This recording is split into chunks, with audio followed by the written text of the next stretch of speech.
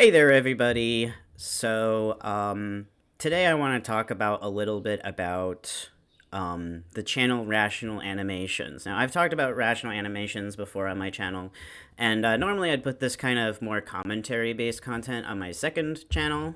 Um, but I felt like it was important to address my main audience about this particular channel because, one, it's a propaganda channel. Like, straight up, it's a propaganda channel that is intended to kind of it's focused on like Web 3.0 and effective altruism, and even some hints of effective accelerationism and things like that.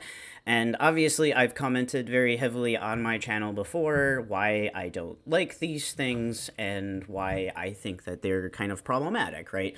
And this channel is just like straight up a propaganda channel. Like, it's not even a discussion channel, it's not something that like introduces people to subjects or anything. It just tells you what to think, right? Now, when I recorded this last night, I was kind of I wasn't like dangerously manic, but I came home from work and I was having a bit of an episode.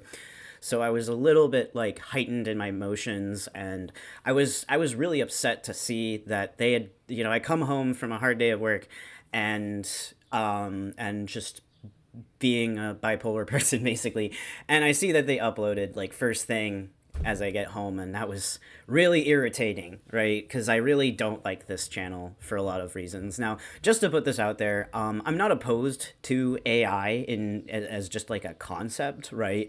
I think it's really important for people to think very carefully about why they are critical of AI, right? So like, I don't think that AI has zero potential in art. I think that's a really reactionary position. But I think that we should be asking ourselves why things like the, purple drink minion is not art, right? And it's not just not art because it wasn't made by a human. It's not art because of something more complex, right? Something more deep about our relationship to art and what art has become under capitalism in a commodified environment, right? Now, I wanna get started by demonstrating why this video is propaganda, right? And why I actually, when I watched this last night, I had so many questions, and a lot of skepticism. So, I'm gonna just go through and watch it, and hopefully it will be under an hour because yesterday it was way too long. So let's try to make it shorter this time. How long do we have until AI would be able to take over the world? AI technology is hurtling forward. We've previously argued that a day will come when AI becomes powerful enough to take over from humanity if it wanted to. So we start off with this sort of like sort of imagery of how AI is presented as something that can actually, like, for example, take over humans. And I think that I'm very skeptical of this, right? Because, something that AI currently doesn't have, and it may have this in the future, and if it does, man, we are so screwed. But AI doesn't really have, like, for example, the material control over violence that the state has, for example, which is the current way that some sort of larger apparatus is controlling human beings, right? So, and when I say the state, I don't mean a specific country, okay? I mean more so like like essentially geopolitics, right? So like the large macro political structures, right? They impose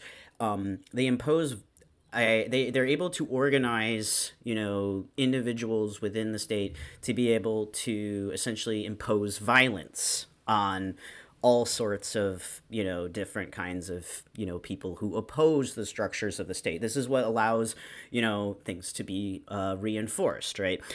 In like a liberal society or even a fascist society that we currently live in, right? So, for example, a good way to think of this is like if you go to the store, right? What actually creates the structure that allows the person who owns the store to make money, right? Well, it requires a system of violence and protection to that particular structure, right, of the store in order to actually function, right? Which is why, for example, we have cops who, you know, essentially arrest shoplifters, and those interactions can be quite violent, right? That is a form of violence. Whether or not you agree with it or not, that's not the question here. It is a form of violence that is exerted by the state in order to reinforce the structure that allows that store to exist. And this is the same reason why violence against homeless people are taken, right? Even though homeless people aren't really typically doing anything, like, yes, there are some people who are, you know, might have spontaneous like moments of violence or danger or something like that, but generally speaking, homeless people are not super dangerous in of themselves, right? It's just a risk that you have to deal with, similar to the risk that you have to deal with when dealing with mentally ill people. Not all mentally ill people are dangerous, but there is always a risk, right? And essentially, the real reason why homeless people are attacked in these cities and why there's so much anti-homeless infrastructure that exists is not because of the damage that homeless people are doing necessarily to people or anything like that.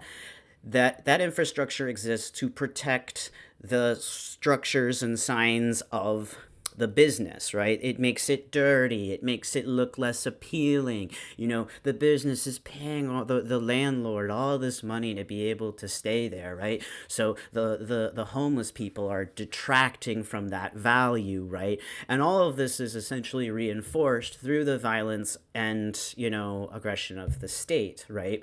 Now the problem is that even despite having incredible capacity for violence, the state, I can't even think of any like historical example in the last 100 years, for example, where we had like extremely dangerous weapons and stuff, where a state was completely able to control its population, right? um, and we're talking about literally violence that can kill people, right? So, you know, like for example, Israel right now is trying to commit a genocide against those living in Gaza, right? They're trying to essentially burn and flatten that land so that they can, you know, build stupid BS and crappy Israeli trance concerts and shit like that, right? Um, and the thing is that they are being met with a physical resistance, right? Even if we, you know, take out the physical resistance of groups like something like Hamas, right? There's still physical resistance even of like young teenagers who throw rocks at soldiers, right? Like that resistance exists on a microscopic scale. You have people in cities who, you know, have resistance to, you know, various political structures, especially regarding things like protests that involve cop violent cop interactions, right? Things like that. These people don't just bend over, and I'm very highly skeptical of the idea that AI has the capacity to do that without having the capacity to violence, right? And if it had that capacity to impose violence, I think that would just be kind of like a game over situation, just because, like, if they had control of nukes, like, you know, they could just hallucinate that they need to nuke each other and then just have a runaway situation because they don't have any material stakes for life, right? They're just acting on a sort of like reward model that is, as I understand, is purely linguistic. So they don't really understand why nuking the entire world would not only bring destruction to all life on this planet, but also bring destruction to themselves. So I don't really see them taking over the world. I really see them either just not having any that kind of power at all, or having basically destroying the world. What makes a lot more sense is that AI automates our political relations. So really, what it's doing is it's not automating all of our it's not really automating all of human society. It's not controlling all of human society. It's actually just funneling power more and more to the top, right? To the people who own the AI, who are able to mass distribute it, right? So already we're off to a rough start, and you can notice that, like, okay, he is talking about a previous video that has been uploaded on the channel. That's fair enough. But we will notice through the video that he will just make assertions and not explain anything. And I'm going to try to point out every one that I encounter. So we'll continue. And by then, we'd better be sure that it doesn't want to. So, well, that's the kind of the problem. It doesn't want like a human does. Like, it doesn't have concepts like that because it doesn't have material stakes like a human does. Like, you know, as a disabled person, I make a decision based on my body, right? I don't make it just based on like an ethical or a linguistic property. I make it based on a material relation between myself and the physical reality that I find myself in. And I think that's true for most life on this planet. Like, even life that we would consider unintelligent, it's making essentially effective decisions based on a process that relates its own internal, you know, organization of the real to, or its own internal organization of the world, right, to, you know, what is really going on outside, right? So the organization of the real is not destiny, basically. if this is true, how much time do we have? And how can we tell? Well, I don't really think that we can tell, and as we go through this video, I'll give a good explanation of why the analysis provided in this video is quite naive, to say the least. AI takeover is hard to predict because, well, it's never happened before. But we can compare AI takeover to other major global shifts in the past. The rise of human intelligence is one such shift.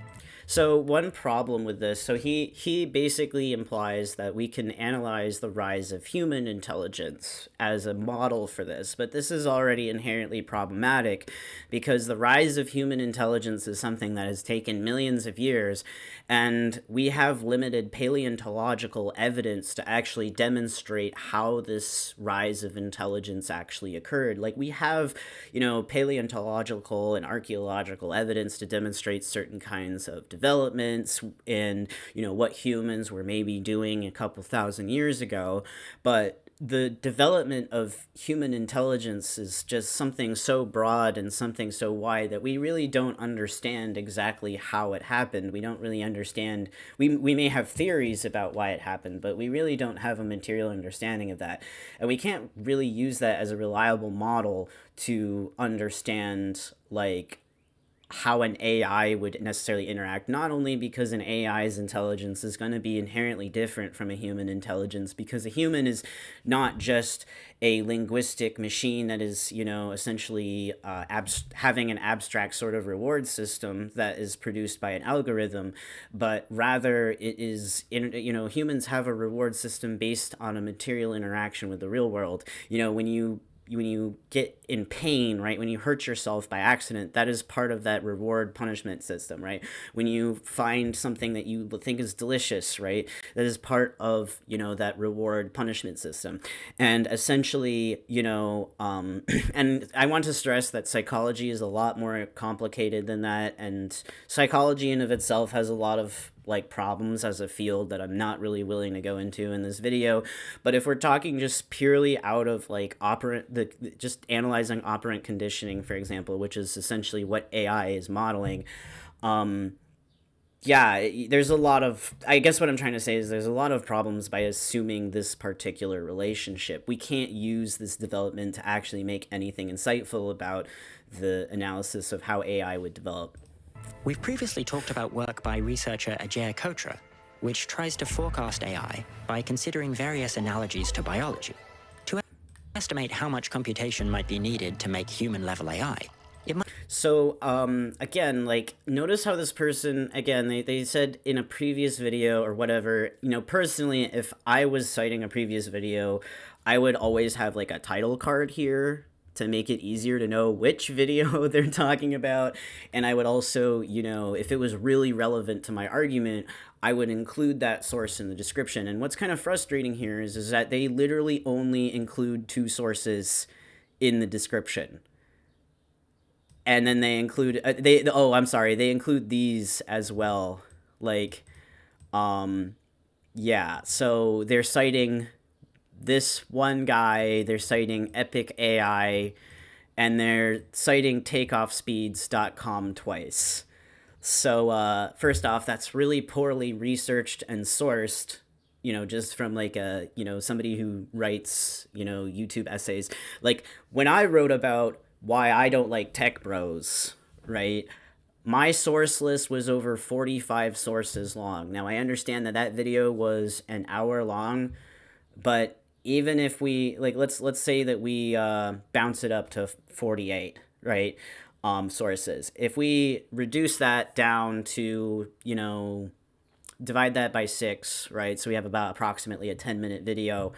That's still 8 sources. You only have 2 actual sources, and then you have a website that you're promoting, which is like, you see why I'm kind of frustrated here. You're talking about things like animal computation and things like that, and you're providing no resources for this. This person who's being cited here should be in the description so that we can actually confirm what's being said here. And we'll see that they just kind of like expect the viewer to just expect this is how it works. It might be useful to first estimate how much computation went into making your own brain. Another good example of a major global shift might be the Industrial Revolution.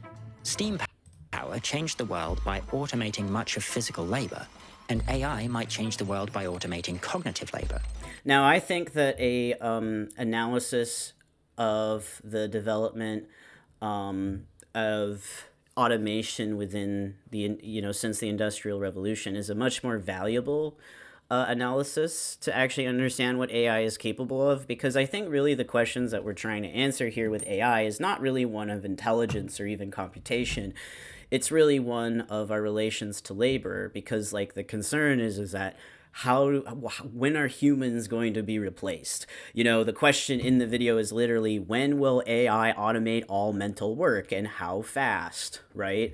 So that is implying that there is a specific relation to labor. So there is a value in analyzing the automation of technology and what impact that has. However, we have to, I think that the analysis that they provide here is very naive, which again we'll go into as we continue with the video.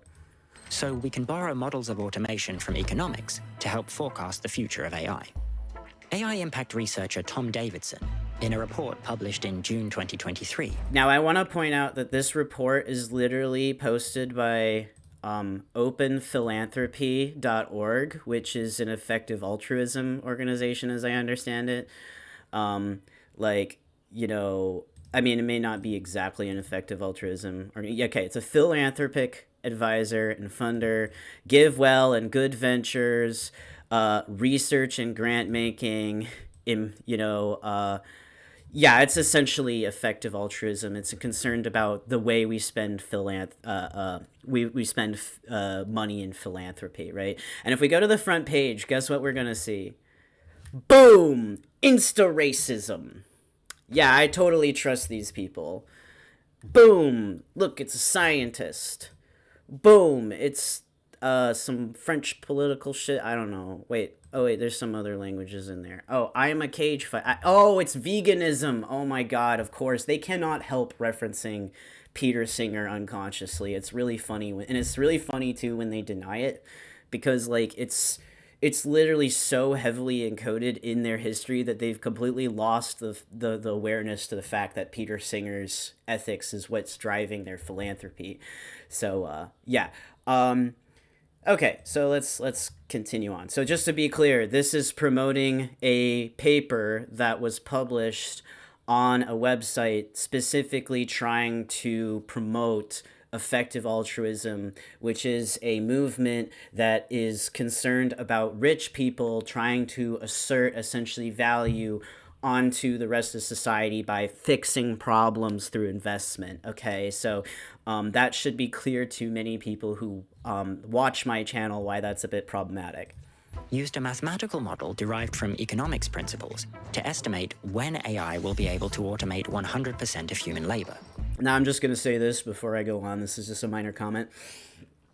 But if I'm still alive by 2040, there's no fucking way that AI has automated all human labor, because they're going to have to go through me first, you know? And like I said with regards to earlier regarding, the violence of, the state and politics and stuff like that, there is also, there's also micro political productions and movements that are not going to be necessarily automated by AI, because those movements are not based in like generalist linguistic principles. Those movements are based in material struggles, and that's why they constantly produce new ways of analyzing things, like such as homosexuality and stuff. It's Pride Month, right?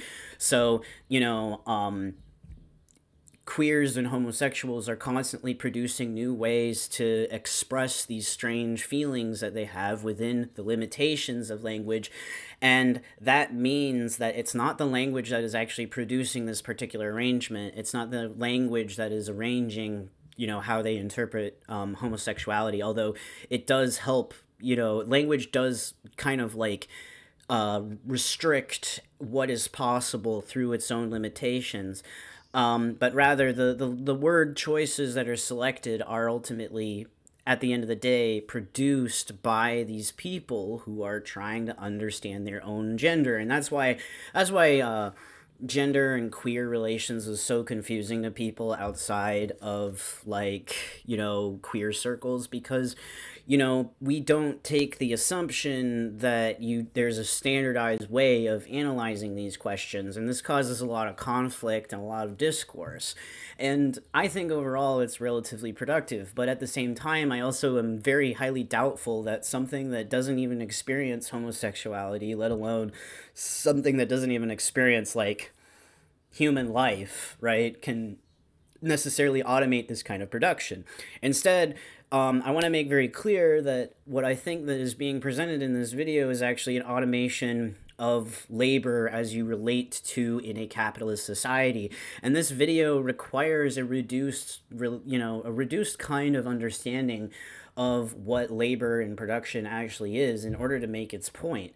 And again, you're not going to get this if you're not thinking very critically while you're going through the video, because we've already gone through just 1 minute and 20 seconds, and look at how much we've already discussed so far. This guy is literally just firing on all cylinders, just throwing shit at the screen, trying to explain things to you, right? And like, I understand that, Guattari is really difficult, right? So sometimes I don't explain things enough on my channel for new people, but I feel that every concept that I try to introduce in my videos, which is part of the reason why they can be a little longer, is because I'm trying to actually explain where I got that idea from and why. And I also try to, and I've gotten a lot better about this, I try to cite my sources about why that necessarily is. Where did Guattari say this? Where did some other scientists say this, right? So let's keep going. You can visit takeoffspeeds.com if you want to play around with the model yourself. Now, let's take a look at this website real quick, because I'm pretty sure that this is also part of the propaganda model. We can already see that this is literally made by Tom Davidson, which is the guy that is promoting this. So this is like, it's almost kind of like he's just trying to promote his own work, right, through this. And it's fine if he wants to make a little toy model, right? But we should, and that's fine to demonstrate his work like this, but we can't present it like it's some sort of factual evidence. We should present it like this is his model, okay? So I decided to look at Epic AI, and I want to know a little bit more about who's working on this. Let's see, is he part of this team? I don't see him being part of this team. Maybe he's on the advisory. Yes, he's on the advisory board. He's a research advisor, right? So he's, we can kind of see how this is kind of connecting together. Let's see about our research. Epic AI is a multidisciplinary research institute investigating the trajectory of artificial intelligence. We scrutinize the driving forces behind AI and forecast its ramifications on economics and society. Okay, so yeah, so we can kind of see already that, this whole thing kind of all exists to just analyze a particular model or understanding of AI and promote it kind of like, oh, this is how, this stuff is going to go forward. And I need to stress that I am like a complete amateur with all of my research and stuff like that. So, I'm not like an academic, I don't, I'm not perfect, but I feel that if somebody like me is bringing up these issues, I think that, that kind of illustrates like fundamental problems with the way that this kind of like so-called research is approached. So let's continue. Let's dive into the questions this model is meant to answer, how the model works, and what this all means for the future of AI. Davidson's model is meant to predict two related ideas: AI timelines and AI takeoff speed. AI timelines have to do with exactly when AI will reach certain milestones. In this model's case, automating a specific percentage of labor.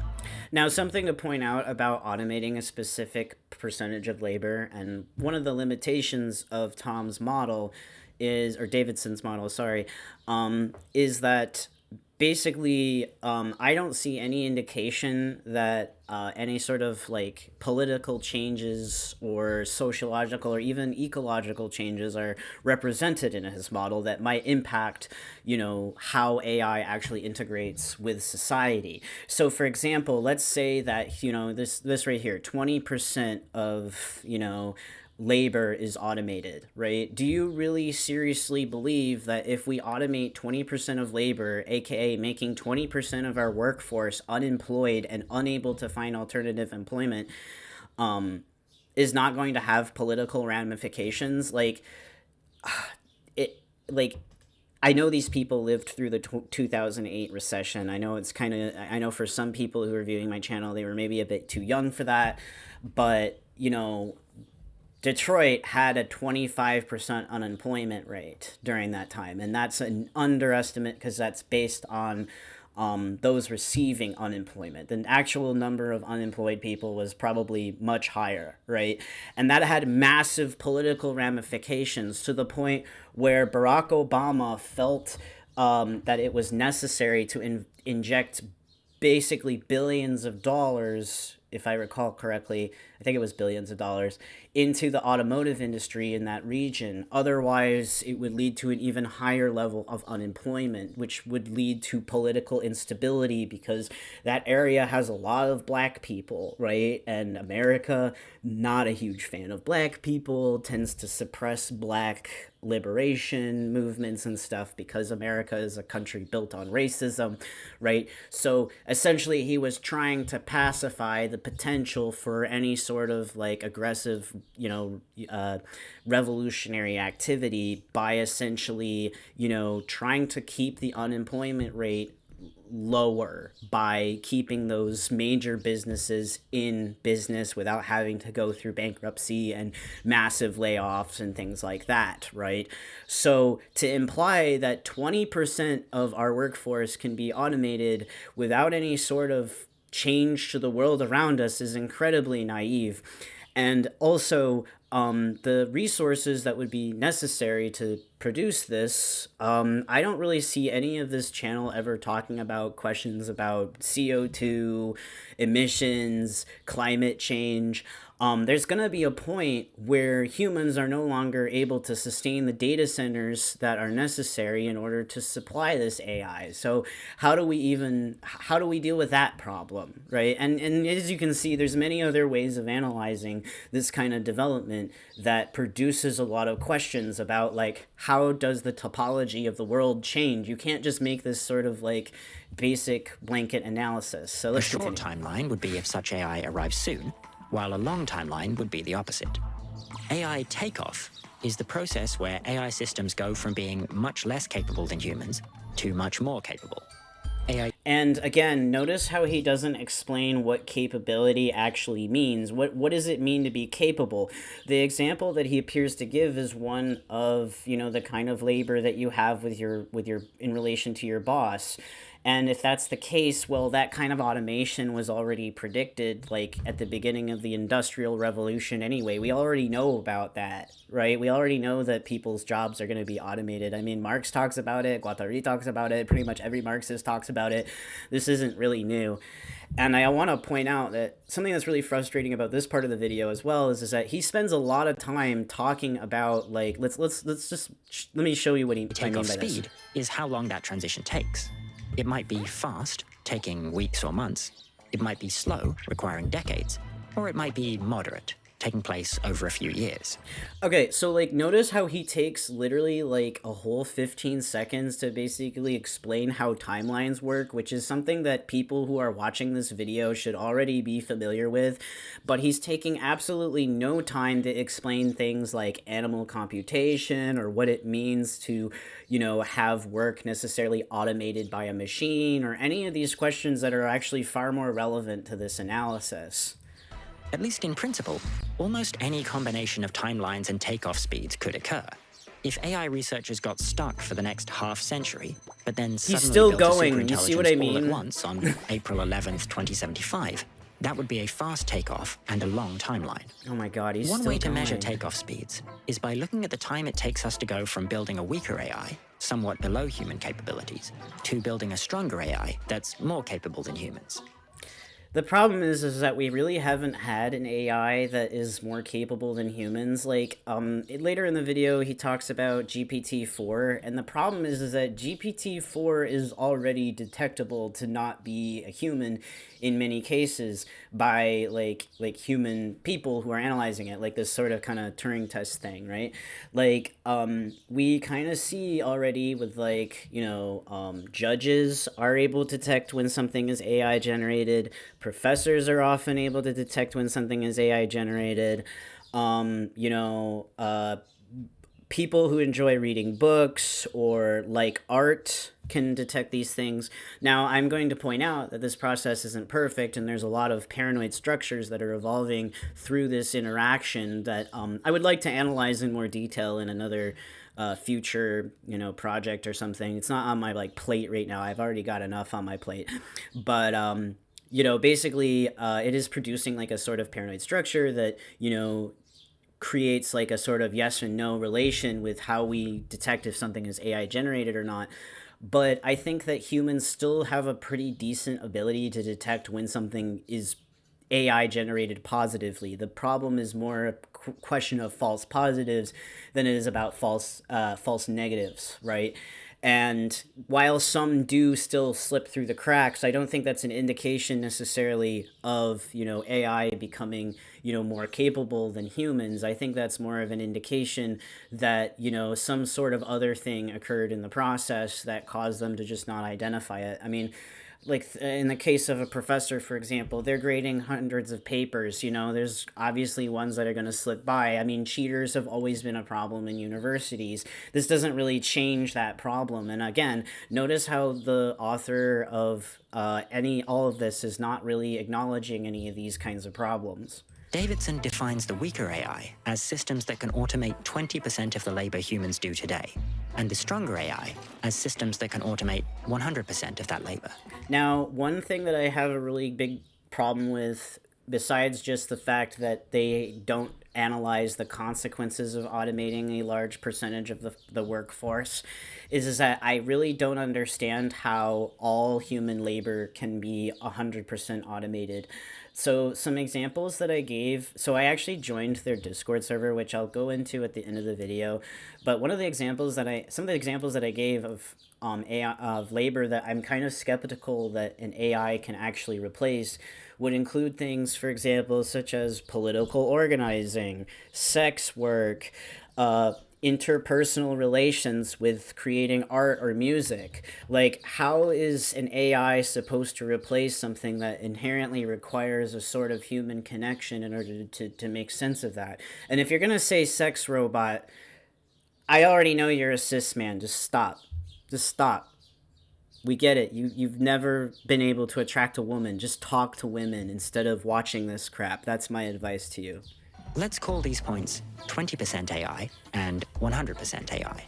To estimate how long this process will take, Davidson approaches the problem in two parts. First, he estimates how much more resources we'll need to train 100% AI than 20% AI. And second, he estimates how quickly these resources will grow during this time. In his model, the resources can take two forms. One is additional computer power and time, or compute for short, that can be used for training AI systems. The other is better AI algorithms. If you use a better algorithm, you get better performance for the same compute. So this model assumes that algorithmic improvement reduces the amount of compute needed to develop a given AI system. To go from 20% automation to 100%, Davidson estimates we might need to increase our compute and/or improve the efficiency of our algorithms by about 10,000 times. For example, we could do this. So, like, I think what's kind of frustrating here, and maybe in the source paper he explains it a little bit better, but like in this particular video where 99% of the people are not actually going to verify the sources, this 10,000 number, where does it come from? Like, what does that mean, right? Like, what does 10,000 mean? By using 1,000 times more compute and making algorithms 10 times more efficient. Okay, so this explains it a little bit better, but then we have a question of, is this really like a linear multiplicative like sort of relationship that actually exists materially, or is this an oversimplification of how these processes work? Because like, so I think of something like, I don't know anything about the details of climate science other than it's extremely complicated, right? So climate science is trying to analyze like real material relations of the globe, of like climate changes and stuff, right? And it requires millions of measurements taken over many years to be able to understand anything, and it requires complicated models that explain pretty much every single part of this. You could not explain, climate change by saying that it's a simple question of carbon output, or whatever, carbon dioxide, output times, like, I don't know, like industrialization or temperature or whatever, right? Like, it's not simply a multiplicative value, and I'm not entirely convinced that this kind of relationship is actually something that exists. This kind of comes off as something as naive as Moore's law, right? Where like I think it's Moore's law. I'm not mixing up with something else. The one that basically says that computational power will double every 18 months. That is that's a sort of adage for, industrial production. It's not an adage for computer science. And one of the limitations that we're really starting to face, with that computational power is the physical limits of, well, physics, right? We have to build smaller and smaller circuits, and that is requiring us more and more to deal with the uncertainty of, quantum mechanics, which, that doesn't mean necessarily that everything is randomized or whatever. We can design around those kinds of relations, but that does require, a much, I guess what I'm trying to say is that does require a lot more resources to put into that, and thus we cannot assume that the computational power that can be produced can go infinitely, right? And similarly, how can we assume that this is a sort of multiplicative value? How can we assume that it's really about 10 times this processing and that times algorithm or whatever, right? This is obviously an oversimplification. And notice how rational animations does not provide any sort of rebuttal, doesn't provide any sort of context, doesn't provide even any sort of like extra information to actually explain why it works this way. We just have to assume that this is the way it works is because that's the way they present it. Or using 10 times more compute and making algorithms 1,000 times more efficient, or any combination. This estimate of 10,000 times more is very uncertain. The model incorporates scenarios where that number is as low as 10 times, and as high as 100 million times. Notice that he's, again, going on about these fucking numbers, and he's not explaining anything. He's just saying, ooh, these numbers could be big, or these numbers could be small. Like, we're not toddlers, okay? Maybe you can explain something that matters. Thanks. The 10,000 times estimate was arrived at by considering several different reference points, like comparing animal brains to human brains. Okay, so, and notice how he literally just says comparing animal brains to human brains and says absolutely nothing about how that works. Like, I'd actually be interested in understanding, like, the question behind that. Like, what kind of brains are being analyzed? Like, he shows a picture of a dog, right? So does that mean mammals? Because mammals have a very different brain structure than what a bird has or what a fish has, right? And the part of the problem with analyzing animals, intelligence is that animals, gained their brains as a response to selective pressures in their environments. I think looking at them thinking of them as like a particular, like, kind of computational intelligence is kind of the wrong way to look at it. Instead, we should look at it as a relationship between their bodies and their brains. Their brains are kind of helping direct the behavior of their bodies in order to survive in an ecosystem. And that's why I would argue that something even as simple as a fly has some sort of, small intelligence that allows it to function, even though it may not be a conscious intelligence. Maybe it's not like an intelligence like ours. It's intelligence nothing like ours, but I think that it still has, a sort of intelligence in that it's taking in information from its environment and translating that into actions into its body, right? And because of the wide variety of ways that this kind of computation can present itself with a wide variety of inputs on our bodies, I mean, we don't have those pits of Lorenzini or whatever they're called like a shark does, right? So we can't detect electrical currents, and that, for example, alone would cause a shark to completely create different outputs than a human would. And something that I noticed and that I brought up in the server of this channel is that I think it's very strange that these people don't consider, for example, the UI of a large language model. And that might seem like a trivial question, but that UI is extremely important in how we develop and interpret this model, right? So essentially, excuse me, essentially what I'm asking here is like, how do we actually, like, I guess, how does that actually, like, give us any information that is valuable towards understanding that question? Because an AI is ultimately something that's running on a very different kind of condition than something that is operating in natural selection. If anything, the natural selection that occurs with an AI is more a selection that occurs at the surface of the user interface between the human and the AI, and thus you cannot reach 100% automation, because otherwise the AI's output really doesn't have any meaning that's valuable. Like, the AI isn't interacting with the material world. It needs a material interaction to make sense of anything, in my opinion.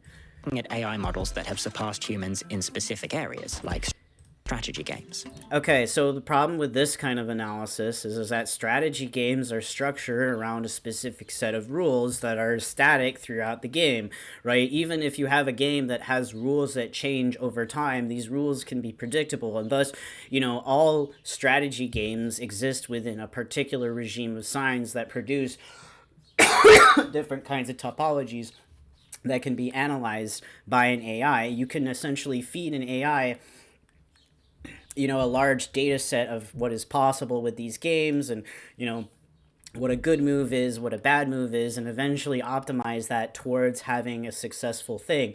But the thing is that that's not how real life works. Real life is constantly changing. It's constant. The rules are not static, right? There's no destiny, right? The order of the real is not destiny. One can change it, as Guattari says. That's seriously one of my favorite quotes by him. Ever since I found it, I love it. But so, like, the world is not a game. A game, if we try to use game theory to represent something that is happening in the real world, that is a representation. That is not, like, actually what's going on. Now, it is possible that developing superhuman AI will turn out to require a fundamentally different approach to the paradigm we're currently using. And that's probably true, because that's almost most certainly true, because, again, the problem that we're experiencing right now with AI is that it's not basing its outputs on material reality. That's why it constantly hallucinates. That's why it acts in peculiar ways that don't seem to act like how a human does, because a human interacts with a material world that produces their output, essentially, and an AI has a completely different relation to that material world, which is interfaced almost exclusively through a user interface controlled by a human. simply improving current techniques and using more resources won't be enough.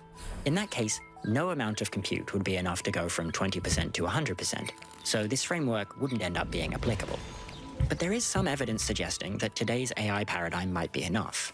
A lot of the recent rapid progress in AI has come from throwing more compute and data at the problem, rather than advancements in techniques. Compare GPT-1 from 2018, which had trouble stringing multiple sentences together, to GPT-4 from 2023, which can write complete news articles. But the problem is that most people who are paying attention know that GPT-4 still kind of writes like shit, doesn't write like a human. Again, that's the paranoid, machine that is being produced by this socially does have like serious consequences. It causes certain kinds of, language deficiencies and stuff to be targeted as a form of AI and things like that. But people who are paying attention generally can tell when something is AI generated. And in fact, AI generated articles are a major problem in many different fields. So like on the top of my head, one of the biggest problems is not one of the biggest, but like a really big serious problem, in my opinion, is articles about pet ownership, especially like exotic pets, where AI may produce or even hallucinate care tips that are completely irrelevant to the animal or even potentially harmful, which is already an issue because people often do not care for their animals already. So if you're flooding the internet with information that is just not reliable, then I don't understand how this automates anything other than the misery of animals. And to really bring this home, like, you say you care about you care about factory farms and shit because you all got this crap from Singer.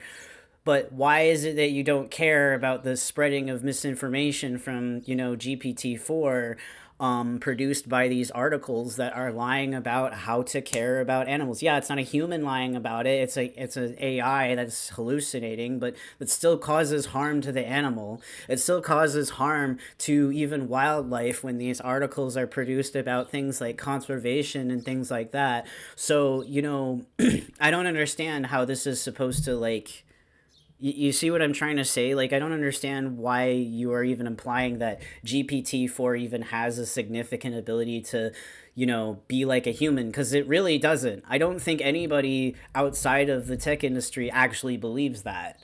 GPT-4 uses an improved version of what's fundamentally pretty much the same algorithm as GPT-1. The ideas behind the models are very similar. The key difference is GPT-4 was trained using about 1 million times more processing power.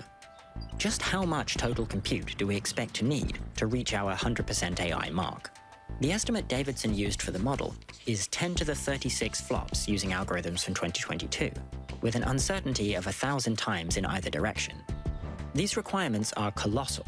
Even the lower side of Davidson's estimates for 100% automation, a training run of 10 to the 34 flops, would take the top supercomputer of 2022 so long that in order for it to be done with that computation today, it would need to have begun working on it in the Jurassic period. I think what's frustrating about this particular part of the video is that they don't even really explain what a flop is. Like, I'm sorry, I'm not educated on this particular terminology personally, so I don't understand what that even means outside of the analogy provided here that it takes a long period of time, right? I think that the author of this video would definitely benefit people to, explain these things. And I understand that, some people might be like, well, I'm a regular viewer of the channel and he explained this a year ago. Well, in my videos, I understand that people are going to come across my video and have never seen my channel before. And at the very least, I provide title cards, which I have not seen any of yet. Like, please provide title cards so that at least, like, when you're referencing something that you've previously talked about on your channel, that other people can see it. Like, just as one YouTuber to another, like, that's really an effective way to help understand things. But also, I also tend to re-explain things, not just because I get better at understanding them, but because it helps new people get on board. Like, I think I've explained how desire works within Deleuze and Guattari like way too many times to count. And and I keep trying to find new ways to explain it, new models, because not only does it reinforce to my current viewers how this works, right? But it also introduces new people to this idea. I don't need to make an analogy like this because I can actually explain what it is and they can come to that conclusion themselves. Obviously, we aren't going to wait around for that training run to finish. Instead, Davidson expects AI will progress in 3 ways. Investors will pour in more money to buy more chips. So something about this whole investor thing and that I want to point out that's kind of like annoying about this is that investors are putting in money into this. Like he doesn't point this out in the video, but investors are putting in money into this because they want to automate the kind of labor that you go to work for because they don't want to pay for you, okay?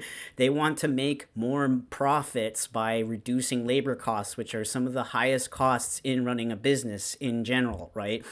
And especially within technology and computation, right?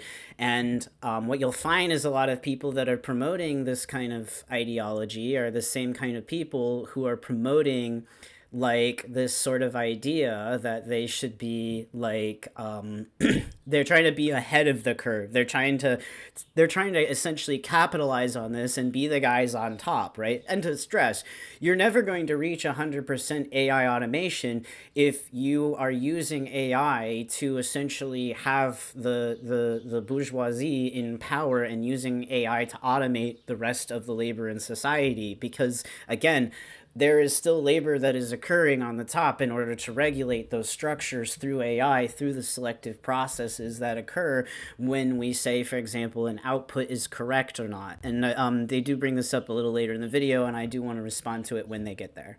Computer chips at a given price will continue to get more powerful, and AI software will improve and become able to use compute more efficiently. And don't forget what I said about earlier about Moore's law, where, you know, there are physical limitations of that. You can invest as much money as you want into computer chips, right? But it doesn't necessarily mean they're going to get more powerful. And something that I also notice here is that he doesn't discuss anything about the geopolitics surrounding computer chips. Like, for example, there's no mention about the tension between China, Taiwan, and the United States because Taiwan is a major producer of semiconductors for the West. Like, I feel like that would be something important to analyze if we're going to talk about, you know, the increasing computational power of, you know, computing. But again, that's not going to fit in a 12-minute video that's designed to make people just agree with it. So buying more chips and designing better chips directly increases compute and gets us closer to the target. Software improvements are modeled as a multiplier.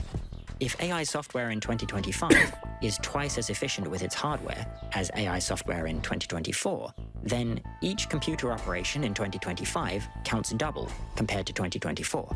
The problem with this is that we don't have like necessarily an ability to actually verify that this is a multiplicative, you know, improvement. Like, what makes it multiplicative? What makes it linear?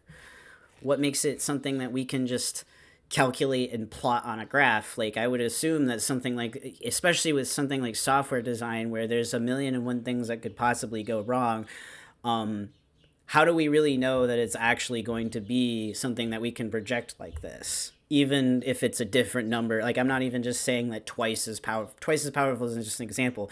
The problem is, how do we even project that number in the first place? So our effective compute at any given time is equal to our actual hardware compute times this software multiplier. And again, look at how he oversimplifies this question so that he can be able to push his point. Now that we understand our resource requirements, it's time to add in the economics. There are several interconnected factors that go into modeling how fast these resources will grow. The biggest factor in AI takeoff speed is how much AI itself will be able to speed up AI development.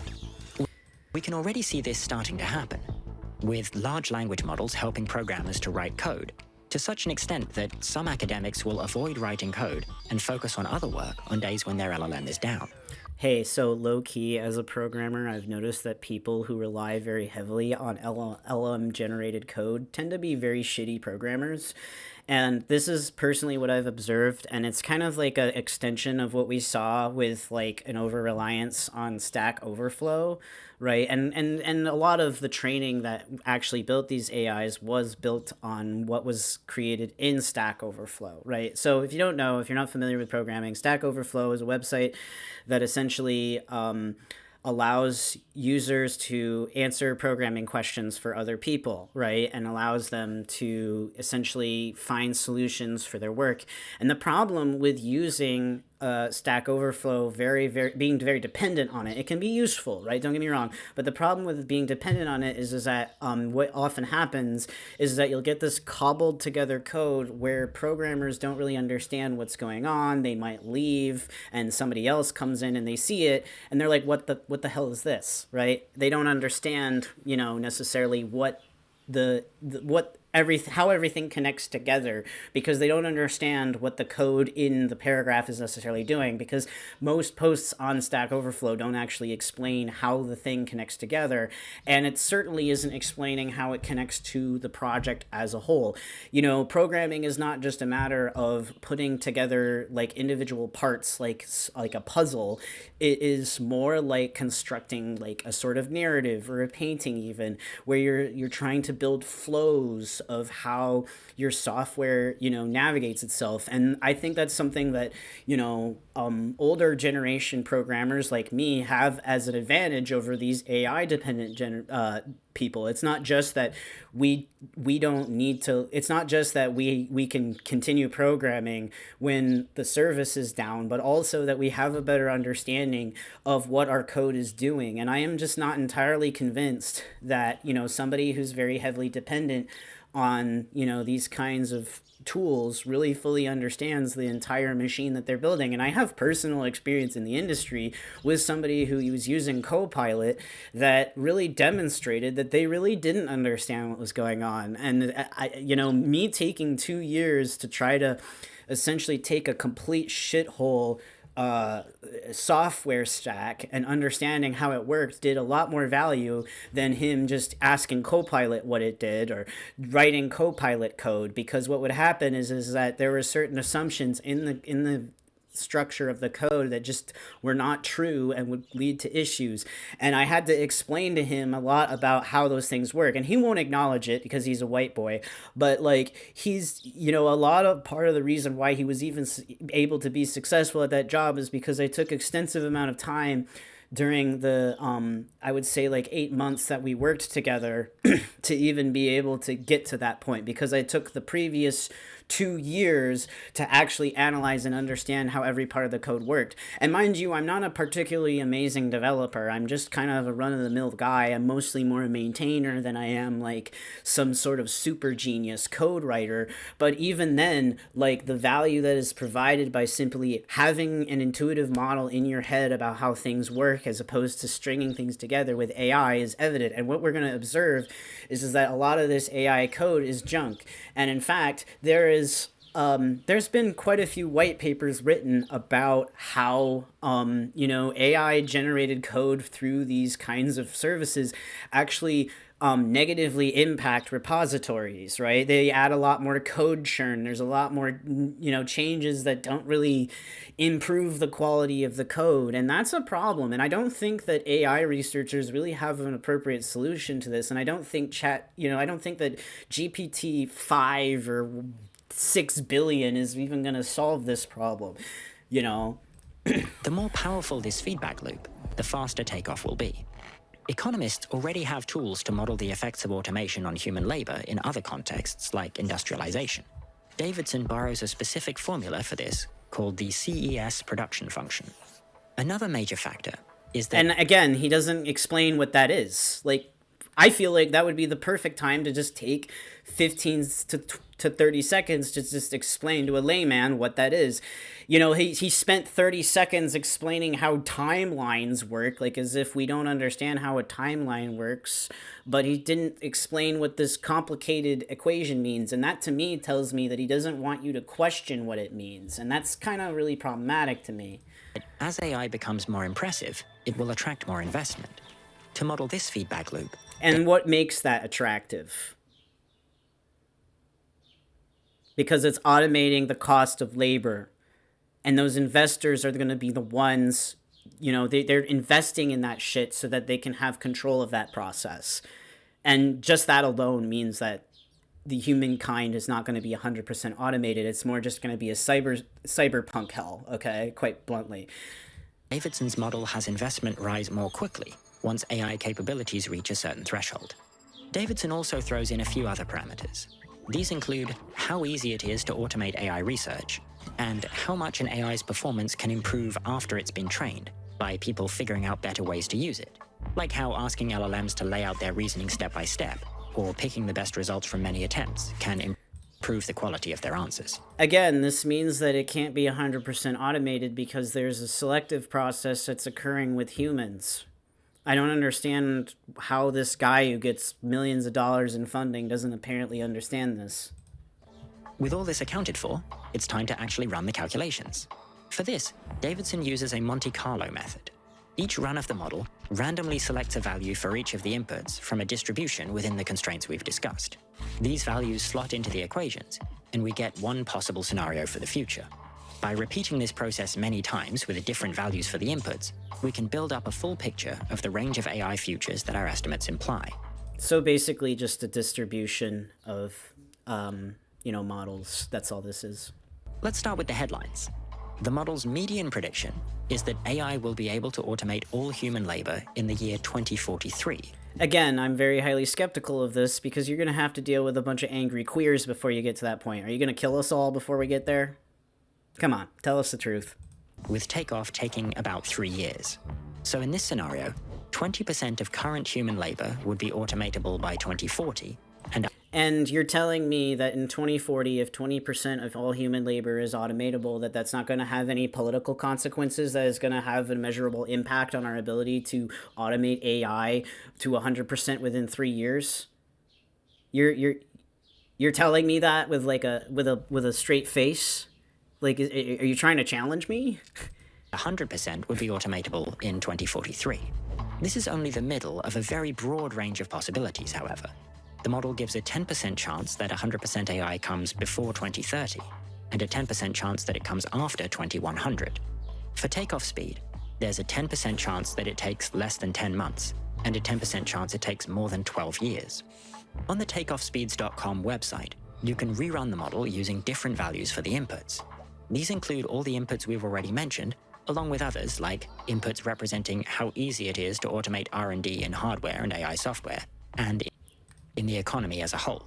And again, he doesn't go into details about many individual microscopic factors that would impact those things. I think that being now no offense to this guy and his little toy model, but I just don't think that it has really that much predictive power in the first place, because you're not analyzing things that are extremely chaotic, such as political, social, and ecological relations that would impact that development. I mean, one thing I just thought of, what about mining for these rare earth minerals that are required to actually even produce these things? Come on, dude. There are a few major takeaways from Davidson's model, even beyond the specific dates for AI milestones. One is the answer to this work's original motivating question. Even in a scenario with no major jumps in AI progress, a continuous takeoff, AI could easily race past human capabilities in just a few years or even less. And again, I'm very highly doubtful of that conclusion. And again, this creator is not interested in actually explaining anything that would allow most viewers to be able to question that. Another takeaway is that there are many different factors working together to shorten AI timelines. These include increasing investment as AI continues to improve. Again, related to automating labor in the workforce. The ability of AI to speed up further AI development even before it reaches human-level capabilities. Which I already explained, doesn't necessarily actually improve AI development because the code that's being produced is kind of shit. Rapid progress in AI algorithms. I don't really have anything to say about that. I'm sure somebody with a more mathematical background could say something about that.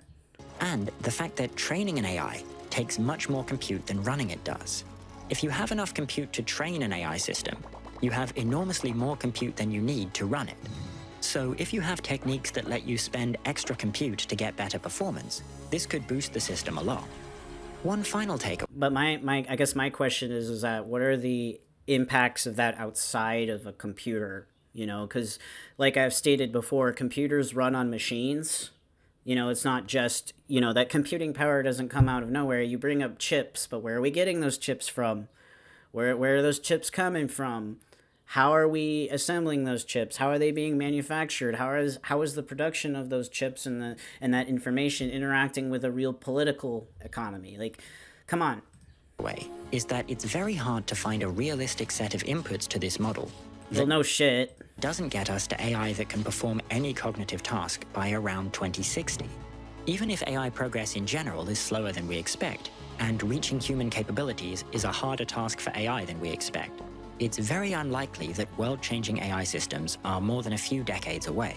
I mean, they are already changing the world, and they're changing the world not because of the intelligence or the technology, but because of how the people in power are using those technologies.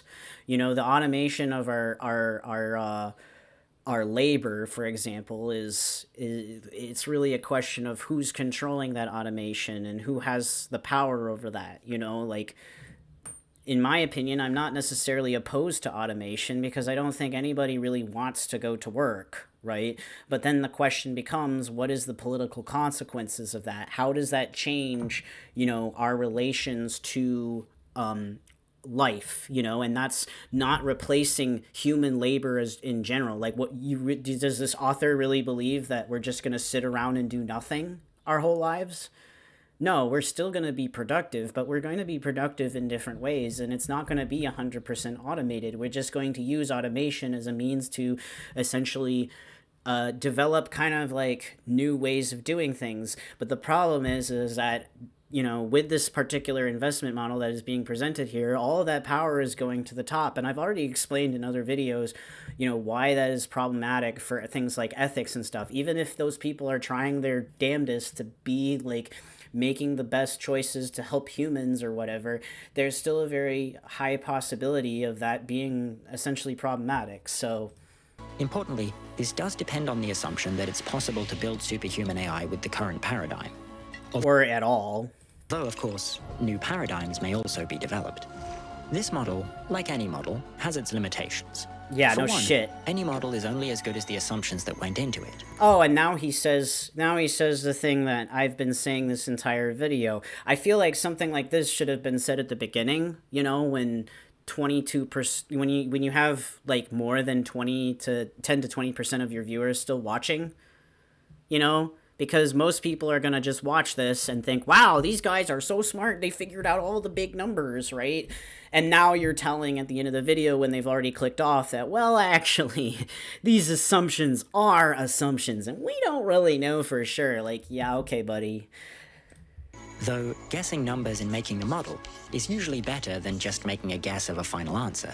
I mean, it also, I guess what I have to say about this is that you can make a computational model to try to, calculate these things and stuff. But the problem is that the model that's been presented is incredibly naive and doesn't actually reflect how the world works.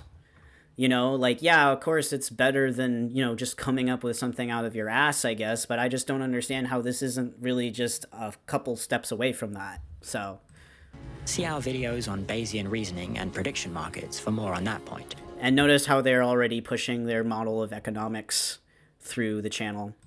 Davidson outlines the reasoning behind each assumption in his full report. So let's take a look at this report. I don't want to take too much time because I got to get ready for work.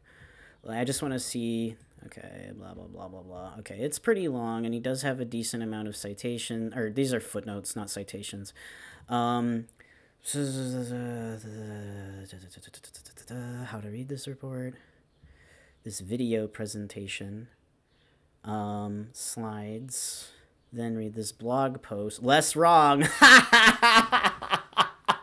Oh my god, we cannot escape the black hole that is less wrong. I need to make a website that's like more right. That'd be really funny. Takeoff speeds, that's the thing that's already been discussed. Short summary, playground, long summary. You know what, I'll look at this later. I might make a video about this on my second channel.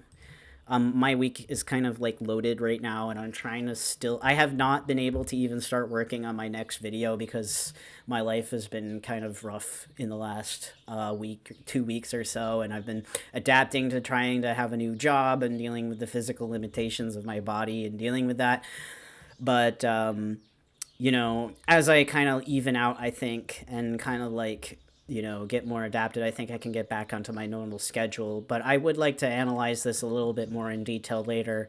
And I know I said something about the Discord server. I don't have time for that right now. I got to get going in 30 minutes. But yeah, so I just kind of wanted to give an overview about why this channel is essentially propaganda, and why we should be we should be skeptical of this kind of content. They're essentially using the Kurzgesagt model to try to push particular ideologies onto the people. They saw that the neoliberals could do that through Kurzgesagt, and now they realize, hey, we can use our effective accelerationism BS to try to, propagandize other people. And I think we need to speak out against that.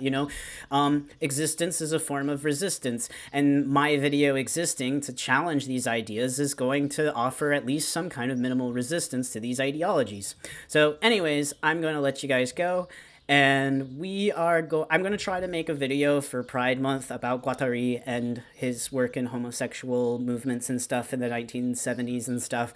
I've been just, like I said, I've been just crazy busy with my real life situation.